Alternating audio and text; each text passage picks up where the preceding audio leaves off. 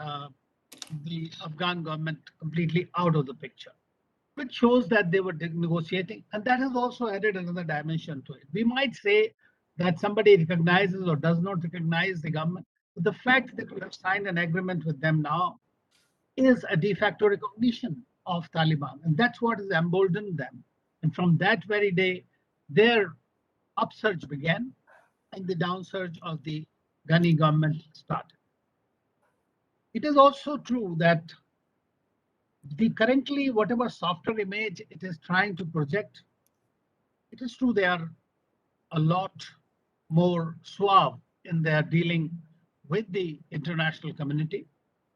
And as has been brought out by all the speakers, that the Afghanistan uh, army, Afghanistan government, they fell prey in a way or were helpless eventually to really succumb to the designs of the smarter Taliban, who tried to bring the narrative that this was a corrupt government which was working at the behest of the foreigners. It was a foreign installed, and a proud Afghan really believed in it, and they were also very unhappy with the way the things have been going on in this place. Now, one of the very interesting things that I found, and I hope it could become, as far as Pakistan is concerned, it is going to be a mixed bag. They are, of course, currently basking in the glory of some kind of a success, but it might come to bite them. And what General Chaturvedi said, and if I understood correctly, that the strategic depth that Pakistan is trying to achieve, and he feels that it'll be a good that the Taliban really works backwards and acquires it in Pakistan. So the Talibanization of Pakistan will actually be its downfall in certain ways. The US, of course, may have physically gone out, but will continue to intervene, whether from Doha or from other matches or CIA presence will be there. So we'll see how it continues. He also mentioned about the Chinese diplomacy and India's aid premise. In some ways, one also comes to see the limitations of the soft power, or probably being driven by an intelligence given to you by the Americans in this case. So it has called into question the overall premise of the American intelligence and the American decision making, on which I think most of the Western world as well as India banked on it. In my view, the Americans clearly depended a great deal on the Pakistani mischief, which was double timing them and was actually trying to bring in China, which is its closest friend in today's world, as well as Russia, and playing the games with them while keeping Taliban on the front. So it is absolutely clear from that point of view. So we see that there are what will happen in the UN, one does not know. It is going to be a very difficult scenario. And of course, you are all, most of us present here today are military, from the military background. And what Brigadier Nair had said, absolutely a fabulous way he has looked at the key ingredients that have really saw the Afghan forces falling like the pack of cards. And there have been many things in this, whether it is corruption, whether it was lack of military or political leadership, or the frequent change of the military guard. In fact, there was nobody there on the ham affairs. There was a presentation of sorts, and the Americans tried to create a counterterrorism force that was really going to serve their own interests. And this is not new. Any interventionist power looks at its own interests first. What really I was surprised to hear from Joe Biden was that he said that we were never there for the nation building. We were there only for countering terrorism. And by killing Al Qaeda terrorists and Osama bin Laden, they seem to have achieved their objectives. That is something that has really deceived a very large number of Afghans who began to think in terms of democracy, in terms of women empowerment, in terms of freedom. And that has all been taken away overnight. So I think that is a big fraud committed on the people of Afghanistan by the Western powers in that sense of the term. And today, I find it to be a bit hypocritical that you are standing up and telling that the Taliban, which believes in Sharia, which strict Sharia laws, and the Islamic Emirate should ensure that the women continue to remain as they were during their period of time. So I think that this is something which is very typical of any interventionist power. On the other hand, what we are seeing is that the Taliban is showing some change, at least in Kabul. Not much information is available from the regions at the moment. And in this age of social media, I think it is important for the international community and especially the strategic community to see that we are not really carried away by the kind of campaigns that are being committed, whether it is in favor of Taliban or it is against Taliban. Because very often, most of the clips that you're seeing at the airport, I think each one of us knows that this was a natural outcome of the Americans leaving the place and creating a panic in the country. The Taliban actually did not create any mayhem as far as Kabul was concerned. So we have seen that that is happening, but it is also going to be a very major problem from our point of view. And I will just come to that, that India has to take a very strategic approach now that we have lost on. Our biggest problem in this area, and I must say, is going to be, as I have mentioned, that in the Western Asia, we are seeing the emergence of a new strategic dynamic, and that is I call as cryptic, which means China, Russia, Iran, Turkey, Pakistan, and Qatar. And now we can add Afghanistan to it. So that will add more problem for us, and we'll have to watch for it. The only good point for us is that the grassroots level, India has tremendous goodwill, and it is across the board. Even Taliban appreciates the assistance that India has given, whether it is capacity building or infrastructure assistance, and they want us to complete the project. That is also very much there. What they told in the beginning during the fight that happened, and I can share with you that probably it was a good thing for us in a way. They were mentioning that India should stay neutral. And they considered India in one of the foreign policy articles, Suhail Shaheen, who is likely to be the foreign minister, mentioned that India has been supporting the government. But I think that we did not, because of the speed of events, even though the Afghan ambassador here was looking for military assistance from India, unfortunately, we did not move forward in that because it would have been another major problem from our point of view, and we have been avoiding that kind of thing. So I feel that we need to keep our cards open now, because you cannot depend on the Western countries to the same extent as you did so far. We'll have to make our own outreach. While China and Pakistan will continue to undermine our interests, we may perhaps go ahead and try to work with Qatar, with Russia, and with Iran to maintain our presence and the links. While trying to talk to Taliban, we might be having certain links, and we do have indeed, and that will happen. Then General Krishnan's presentation was so brilliant, so explicit, so definitive, that I don't think I can add anything. He presented it amazingly well with the statistics. And the fact is that the drug trade will continue. And I was in Russia when the US, when the Russians started engaging with Pakistan to talk to Taliban. One of the reasons for them was also, apart from the geopolitics of it, or to decimate the US influence, was also how to contain the inflow of drugs into their country. At that time, they told me that 25% of the Russian youth was getting addicted to the drugs. So that remained one of their major reasons. But today, Russia is in a very good spot. And my friend Ramir Kabulov, who's their special envoy to Afghanistan of the Kremlin, has rightly said, and I've quoted him in the last article that I wrote, he has said that 7 years were not in waste. In fact, he has been working on this for more than 10, 12 years. He used to be their ambassador to Afghanistan and Pakistan. So he's one man who has been working on it, and I used to often talk to him about these issues. So the economy is not going to change, and if what uh,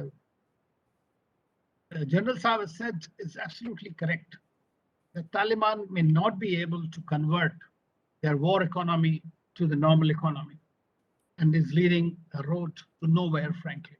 But for the sake of Afghan people, let us hope that there might be a little good sense will prevail, and the right kind of professionals will be brought out, as Mr. Pant has also advocated.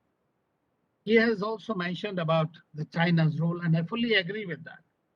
You see, China has got it ready with them. They always plan very much ahead. They have been talking to Taliban from 2018 and even before, and Pakistan also has been instrumental in that. So they created a trilateral, which was called China, Afghanistan, and Pakistan. And simultaneously, they were also talking to Taliban, and the visit of Mullah Baradar, who's likely to be the next head of the government, is very instructive. And all this while we are seeing that the Chinese have very clearly said that it is the natural course of events has taken place, that they have no problem in supporting them. They have their own concerns, of course. And their concerns, in my view, are, of course, not only Xinjiang, from where the Uyghurs are there, or Turkestan Islamic movement is there. Their concern is that the Pakistan is unable to contain the terrorist groups, especially Tehrik-e-Taliban Pakistan. So the Chinese are looking at the Taliban in Afghanistan to try and minimize the kind of impact it will have on their projects, whether it is China-Pakistan economic corridor extended through Kabul and Peshawar Road, or via Khan corridor. They are looking at it. Not only they are looking at it simply from BRI perspective, and as was mentioned and brought out by General Staff, that uh, the the $1 trillion mineral wealth, including lithium and rare earths, is something that China is hoping to control. And that is something extremely important from their perspective. It was good from our perspective.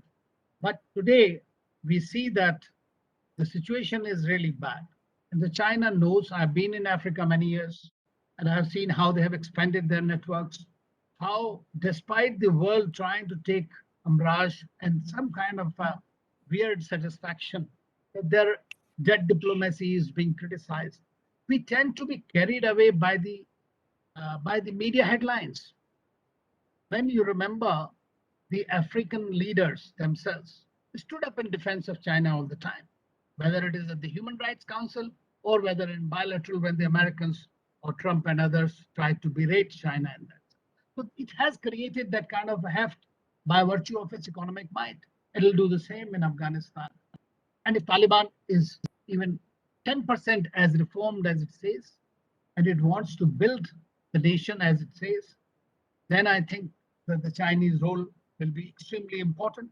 And in that, Sino-Russian bonhomie will be very important, as long as China does not intervene too greatly into the backyard of Russia, which is Central Asia.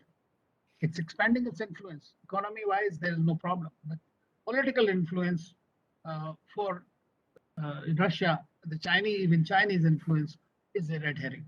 Today, we all know that the Russian and Chinese embassies are very much there. They are being supported, they are being secured by the Taliban themselves.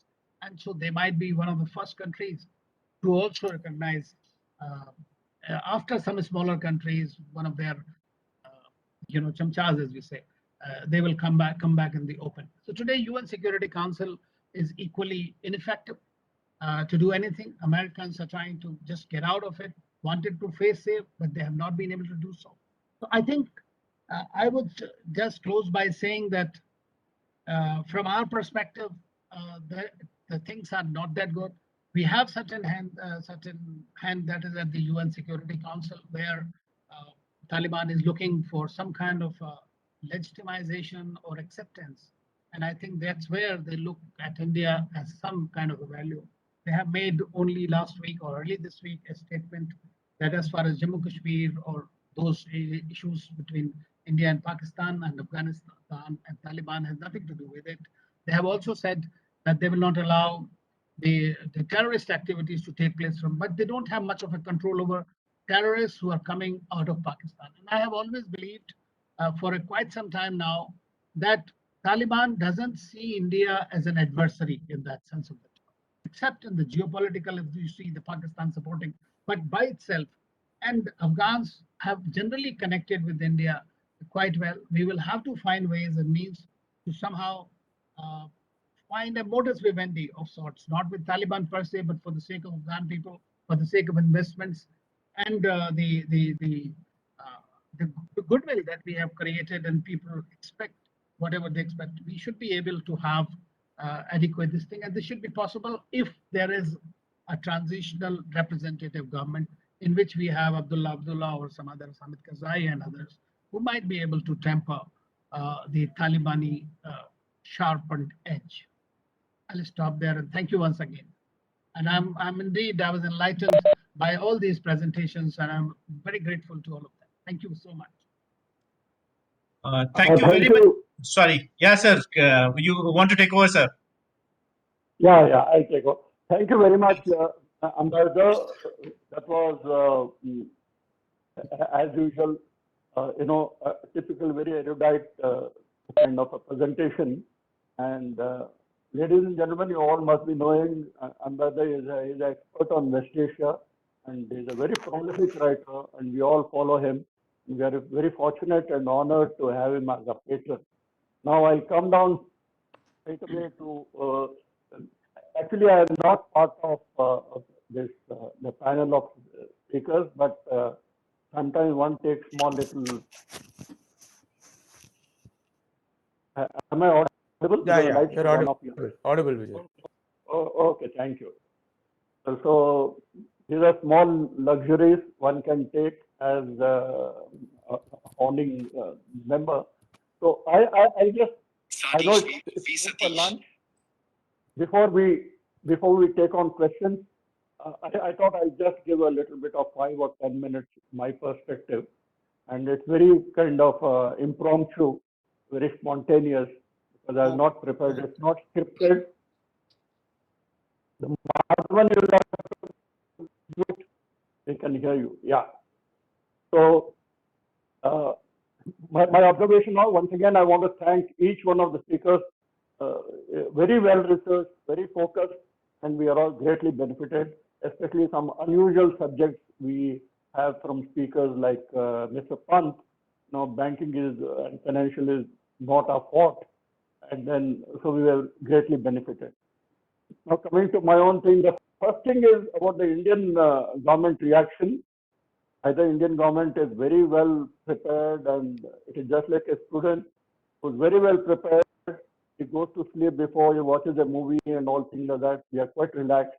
We are still to get over that Olympics hangover with gold medal.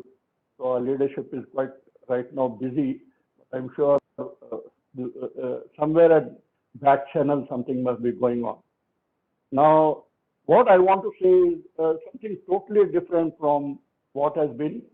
Just like I said, it's very impromptu. So the cause of this, I call it trimming of the hedges. So what we are now looking into, Pakistan or China, all these things happening, it is only kind of superficial. But deep down, there is a larger agenda and game plan that is going on. This is my perspective. I don't know. It's totally purely my own views. It's nothing to do with the think tank that I am heading. So it may, as such, be taken as such. Now, I feel it.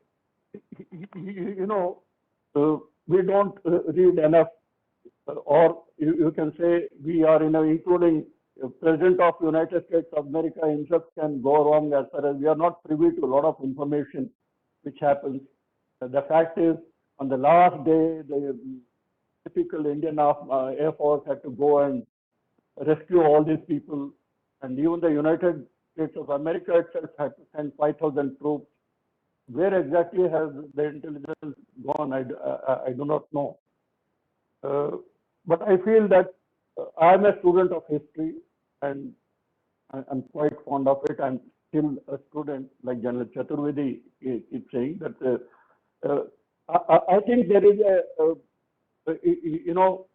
it's an ideological war, and this will go on.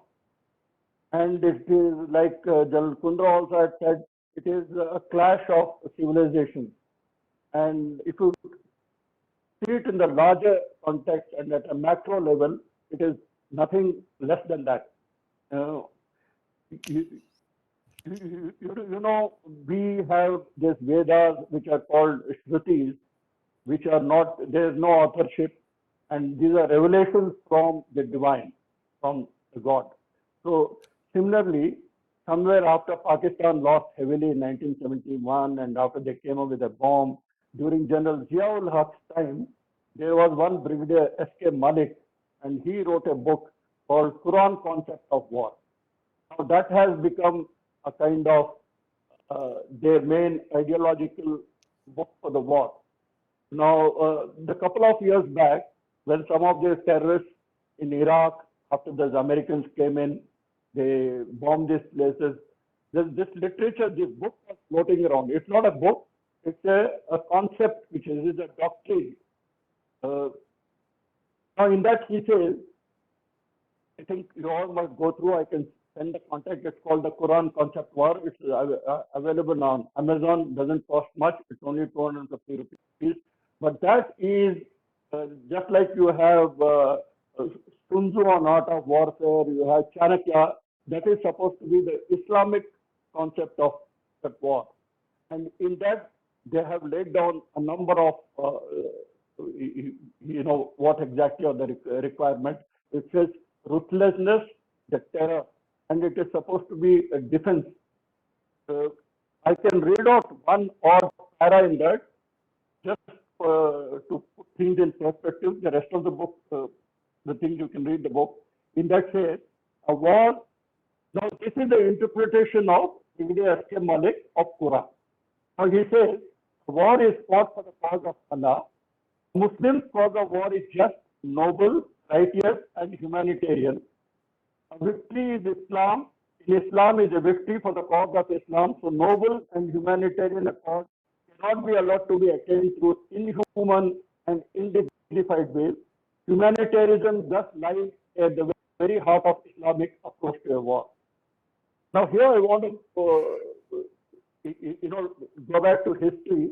If you have seen the Battle of Sikota, it was lost by the Vijayanagar Empire, which had ruled for more than 375 years, and it was as a result of a counter allied by the Sultanate, Deccan Sultanate, and that completely changed, and Vijayanagar Empire collapsed.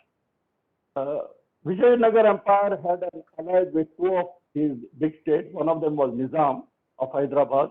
At the last moment, one day before the war, he joined the other side.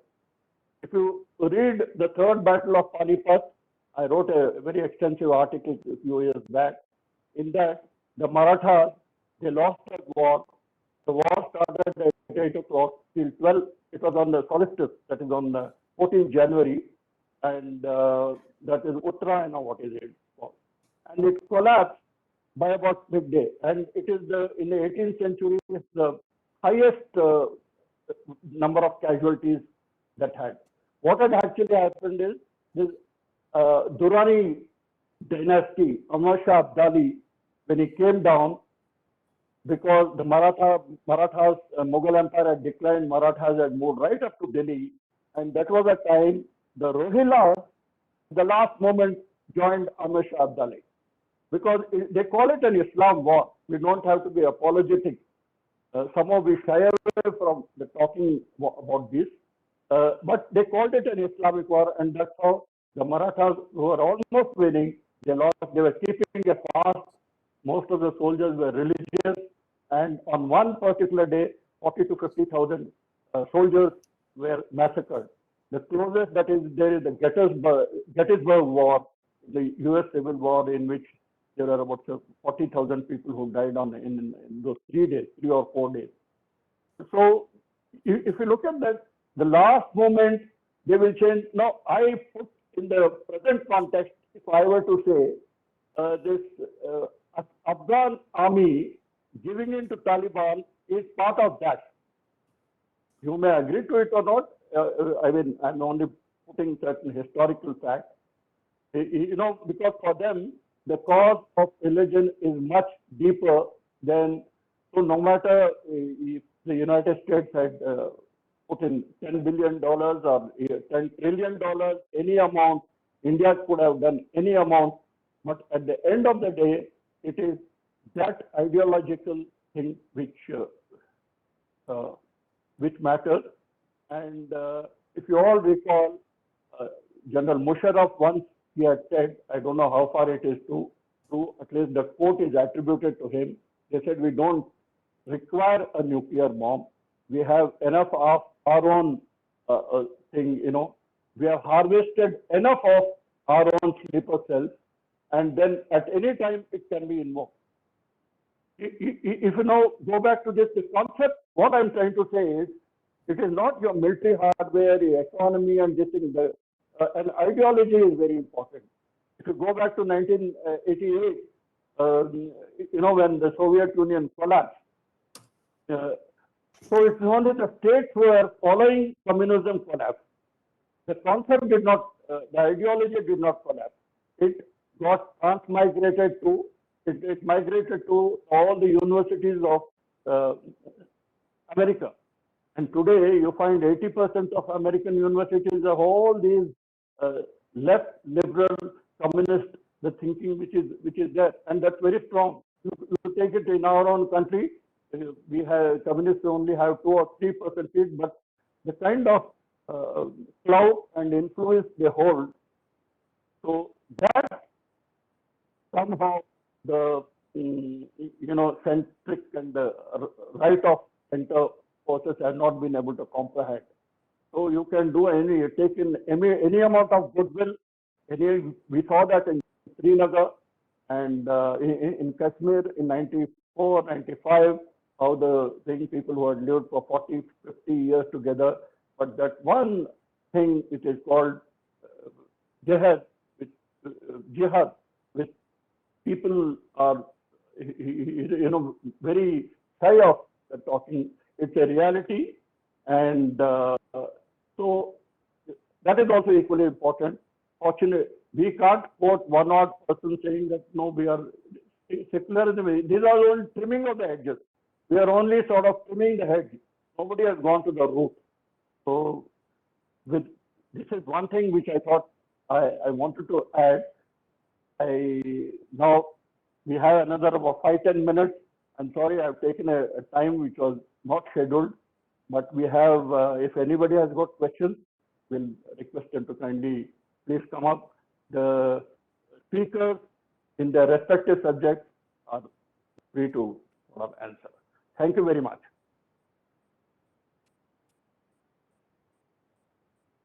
Ladies and gentlemen, you may come up with your question. You may raise your hand. And Raj, would you like to take on from here?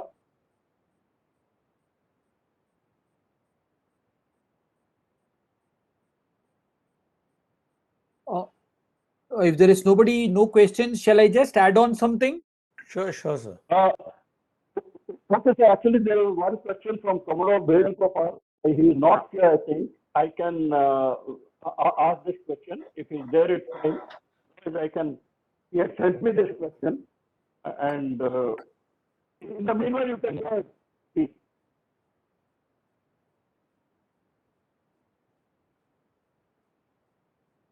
Krishnan sir, please. Okay. That was just as a filler in case there were no questions. Anyway, we all wonder as to why the US did not create any military capacities in Afghanistan. I think it is, it's very well recent action. I'll just give you an example. There is a book, Duty, written by one of the old US defense secretaries. He quotes an example where the Israelis had, during their one-to-one conversations with Americans, objected to America selling F-16s to the Middle Eastern countries. So just imagine what their response was.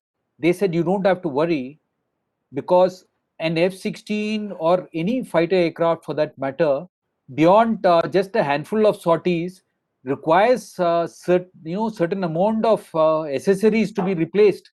It is like a carburetor and things like that. I'm just putting it across, simplifying it. So without that, you'll just jack up your aircraft or whatever machinery you have. So even while they supply these war machinery, they are very sure that the control lies with us, unless you have a life cycle contract or something like that with them and you have an assured supply, which is not the case. They're very, very careful about that.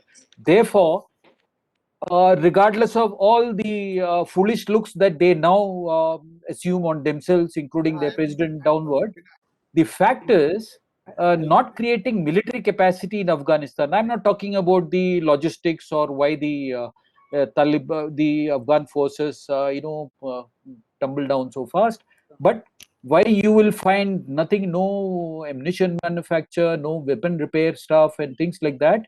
That is by design. The Americans have done it by design. And the second is, I don't think this is the end of Afghanistan. It's just the beginning. The Central Asian republics have the potential to become the next chaotic Middle East. What you find in Syria today, it could well happen there. And then who will be in trouble? The people who are on fire will be Russia and China and Pakistan, of course. I mean, we don't need to count them. So it is not that everything is clear on the slate now. There are far, far more. The game has just started. Thank you very much.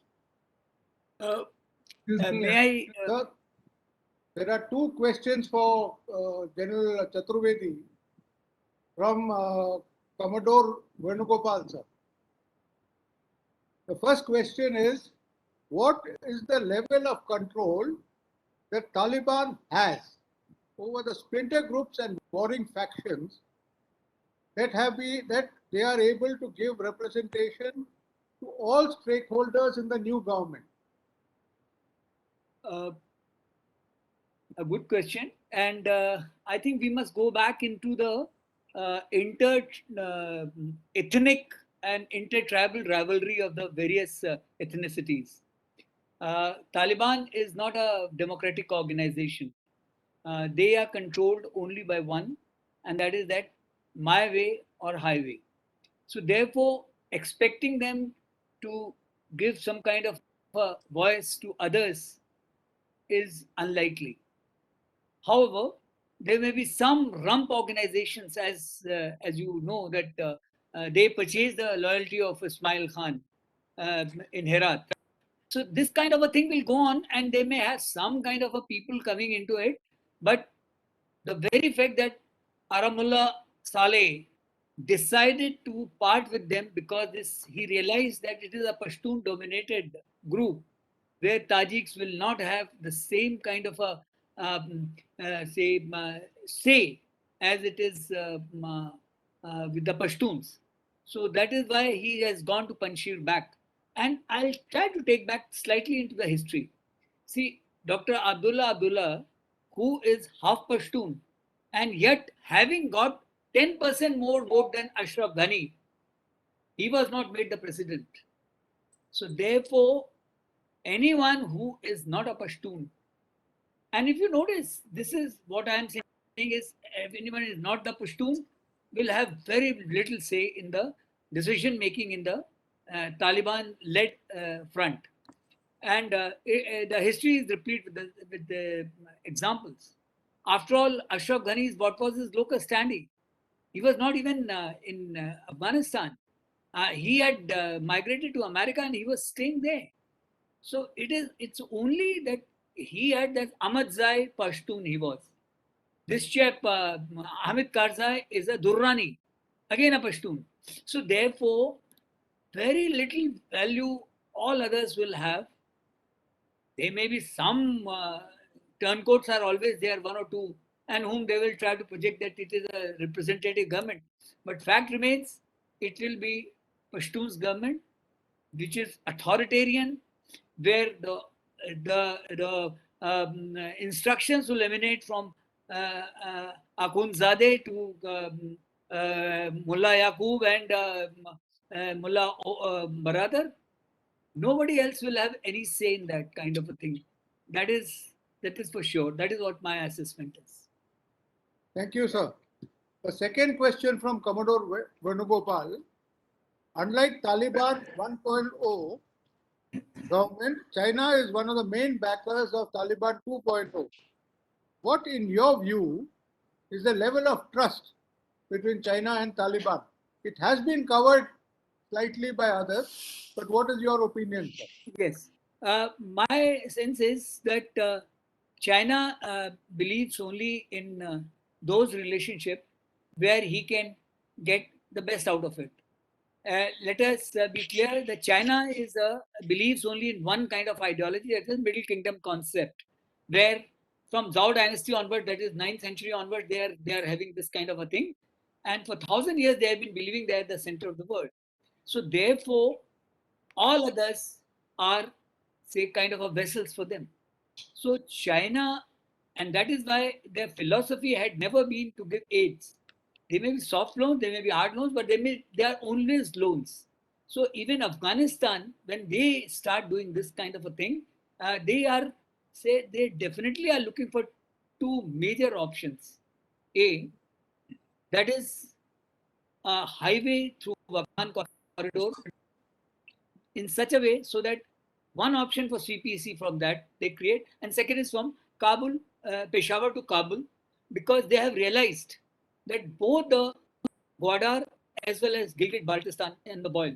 So therefore, CPEC is becoming a kind of a non-starter, and that's why they have also gone another kind of a bifurcation they have taken in Pakistan itself when they go for Bundu and Bandal, those two islands of Karachi they purchased, because they are looking for all options for the $62 billion which they have invested into CPEC and which has become a non-starter. So one is CPEC through Afghanistan, going to, so that's Dalaram Zaransh which India had made, going to maybe to Iran. And I think they are eyeing that, if you take your mind back, last year they had the deal and they are eyeing for Bandar Jask, which will make Americans very, very cautious, because in Bahrain, there's a fifth fleet is there. So therefore, that is one area. Second is, you see, the next oil, or you can say data, is lithium. There is no doubt on that. It is mind-boggling that why Americans did not go for lithium. There is as General Krishnan very rightly brought out, that almost 1 trillion worth of minerals are there, and majority of it is lithium. And lithium is required basically for power bank, for electrical vehicles, which is the next big thing. China is already having a problem with kind of a microchip, which they don't have adequate water for that. So that's why they don't want to lose. They have purchased all mines in Argentina and other places in South America, and now they are going for this. So China's the second interest is. Third is a side interest is that ETIM, that is East Turkestan Islamic Movement. They want to keep a kind of a pact with the Taliban that they will not create any kind of a disturbance in East Turkestan, because or Xinjiang, because Xinjiang is important for them for more than one reason.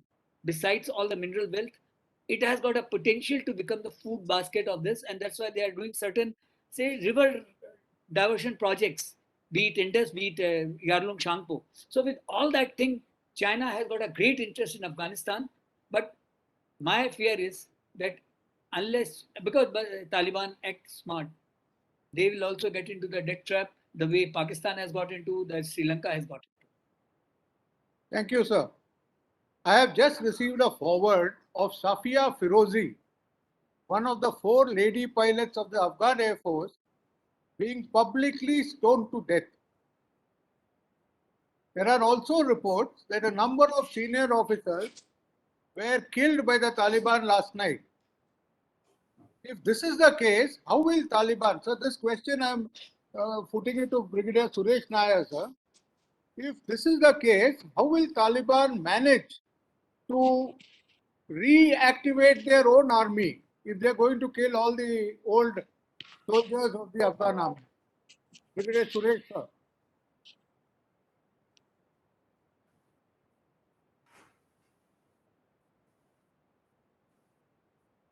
I think Brigadier Suresh has left. Yeah, okay. Can you hear me? After this, one last question. After this, we can take one last question. After Suresh Nair. Yeah. Suresh, please come in. Can you hear me? Yeah, We yeah, can. you can hear you. I think that social media of the one pilot may be an old one. I'm not sure. Maybe the old one where they had assassinated 7 pilots. It may be that. I'm not too sure. I'm sorry, sir. This is what I received today, so I just put it up. Yeah, it may be the old one. I don't think it's I haven't seen it. But I think it must be the one which is part of those 7 pilots who were killed, which I mentioned in my brief. Killing of the military officers, that is all the There are other officers who were killed last night, sir. Yeah, that's quite possible. There must be personal reasons. There must be personal vendetta involved. Although Taliban had officially issued a statement that not to harm anybody, not to enter anybody's house, and giving general amnesty to all those who oppose them. And still, either it is rogue elements or it is a planned event. They have gone ahead, and it is expected that they will do it over a period of time. When was the question? If this is happening, that is what is what we are seeing is the likely events to follow. Then the Taliban 2.0 is non-starter. Coming to the question of how they will use the equipment and how they will yeah, it's a logical question, and I'm not too sure whether they will have the wherewithal or whether the ability to operate all the, even if they have the pilot or the gunner to fire it, they will have the logistic capacity to capability to run those equipment. So I don't think it's more of a museum pieces, except maybe the small arms, the machine guns, the rocket launchers, Humvee vehicles, and artillery guns to an extent. But the technically savvy equipment, I don't think they will ever they will be able to use unless they again outsource it through Pakistan or China to get it operational. But I wonder it will come true. So I don't think. And Suresh, also the replenishment, ammunition, you need this continuous maintenance, spares, and all this, Exactly. Maybe 6 months or 1 year they can enjoy, but beyond that, they may not have any of this. That's right. Rightly said, museum pieces. Okay. Thank you, sir. I think we can, one last question, if there is any, otherwise we can close. It's been a long day.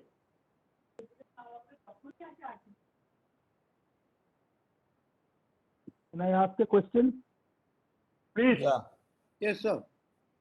I'm Colonel Dave. I was hearing the thing. Is a nice presentation. Is it that the Americans have finally wandered out from Middle East and Afghanistan because their interests are no more there? The interests are in South China Sea and the Quad 4. Is this the specific reasons why the Americans are pulling out so that they can concentrate there? Because now China is their competitor to be the number 1 in the world. Economically, China unofficially is taking over America. The American military superiority, which is the question. Somebody throw a light on this. That this is perhaps the hidden reason why they have walked out so that they can get the army to, and then other part of their armed forces to be fighting or to be going into the South China Sea. Sir, would the ambassador like to take it on? If the ambassador is present, thank you. Yes. Sir, would you like to take it on? Because it's something sure. is. Yeah, it is a very logical question, and I think this is one of the reasons. Because not only that, but the Americans have realized the limitations of their intervention, and where I believe that the China has been fundamentally challenging the American superiority today, and therefore they would like to focus. But in my view, this Afghan withdrawal is not so much directly related to China, even though there is one very interesting article going around all over, sort of a conspiracy theory.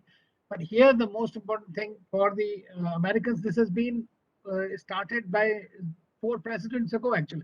I mean, Obama had started this. He wanted to get out of here. Thereafter, we have seen Trump has signed it. So it's been going on for 4 years. So what Biden has done is basically taken on this thing, and it has really was an expenditure about $1 trillion, a continuous this thing without any dividends to them.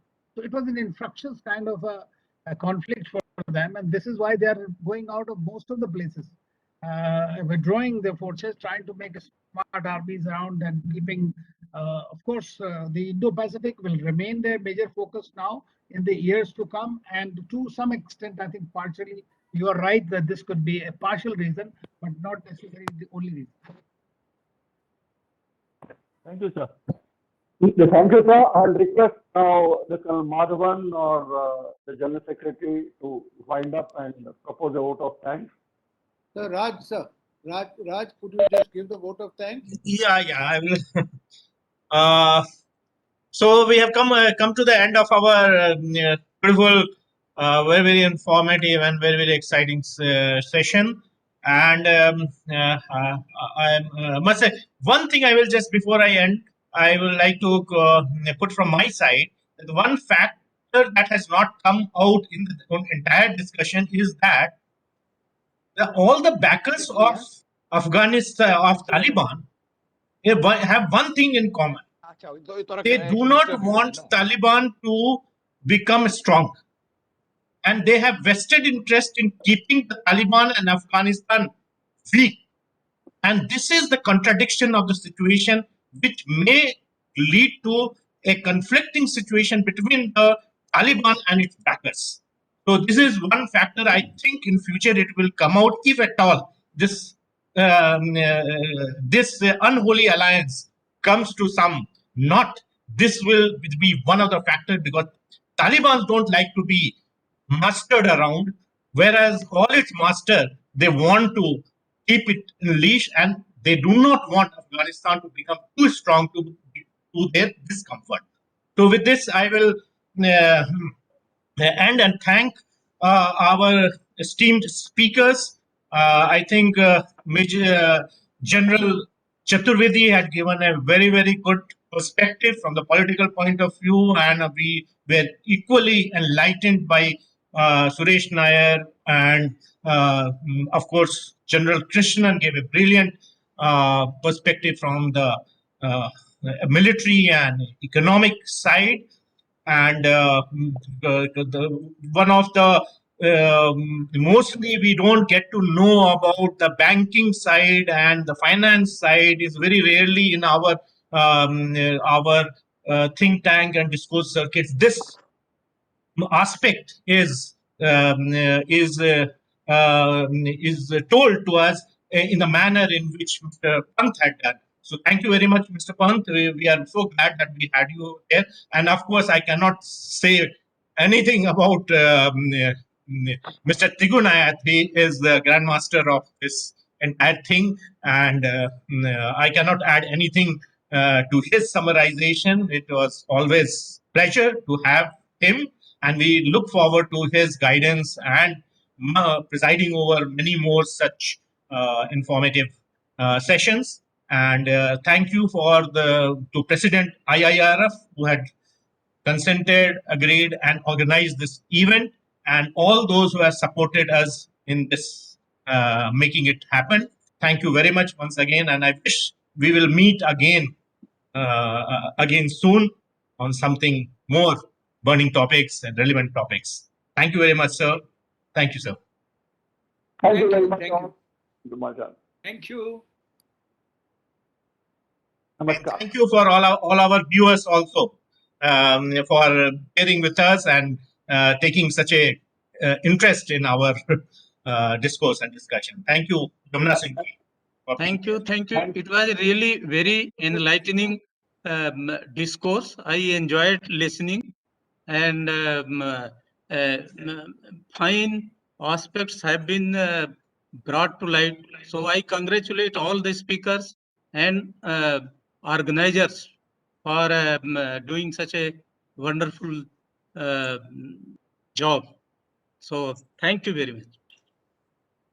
With this, Thank you very much. President sir, if you permit, we will declare the session closed. Please. So I declare the this session officially closed. we declare this session closed, and those who can still interact, they are welcome to. We will close the meeting in a few minutes time now. Thank you. Thank you, sir. Thank you, very much. everyone. Thank you for our participants and listeners also. Great. Raj, thank you very much. But they stopped recording. Yeah. Yeah, recording has stopped on its own. I do not know how it No, sir, it is still recording. recording. It's recording it, Red sir. red dot is appearing. Yes. So that is Okay. a Okay, stop.